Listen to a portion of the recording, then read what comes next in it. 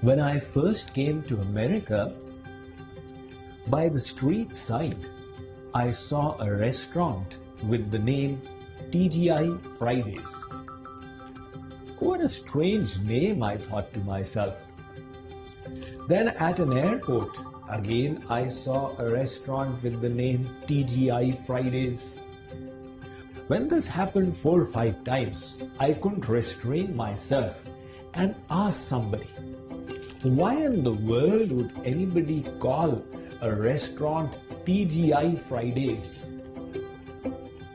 He said, Swamiji, it's a restaurant chain and TGI Fridays stands for Thank God It's Friday. I said, why should we thank God?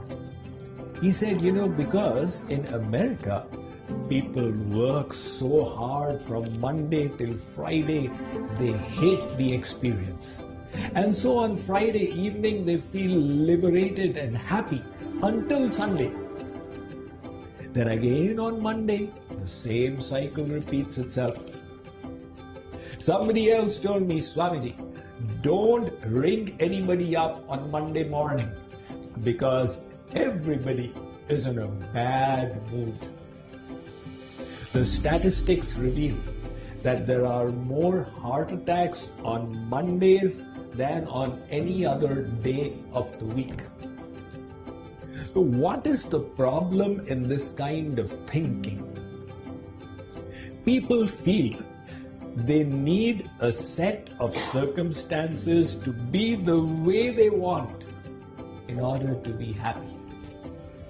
And because circumstances are often or invariably not in their control, they end up feeling desperate and miserable. However, they do not realize that there is always a gap between the external circumstances and the inner emotions that we harbor. If we don't understand this gap, we will always tend to feel controlled by the environment. But if we can utilize this gap to our advantage, we will be able to free our mind. That is why those who don't comprehend this point need the weather to be just right in order to feel good.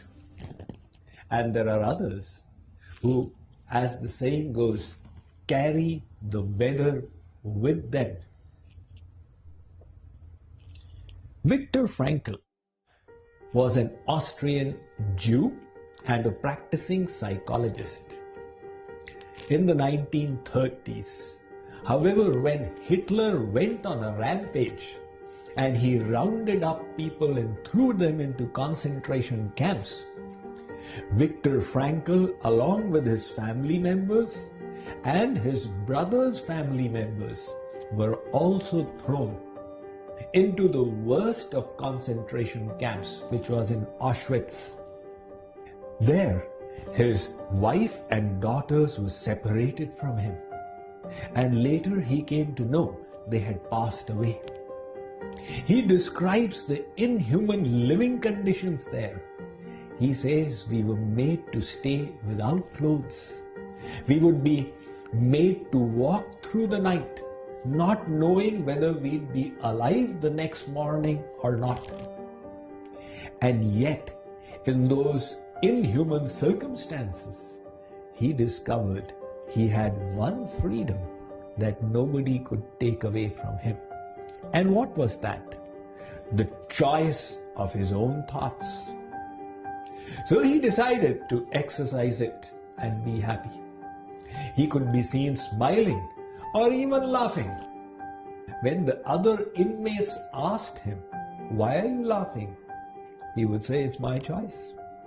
He became an inspiration even for the guards at the camp. He decided he would live through this ordeal to announce it to the world when he was finally released. After the Second World War, when he went back to Austria, he wrote a book man's search for meaning in life, which got translated in 15 languages around the world. In that, he wrote that life sometimes challenges us with difficulties and hardships. But how we respond to it is a choice that we make. In other words, the world will sometimes serve you with lemons. Are you going to become sour at it, or are you going to make a lemonade out of it? Is the choice that you make. So, between the circumstances and our emotions is a gap.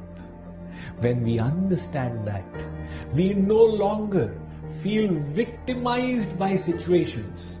We don't have to wait for Friday to be happy.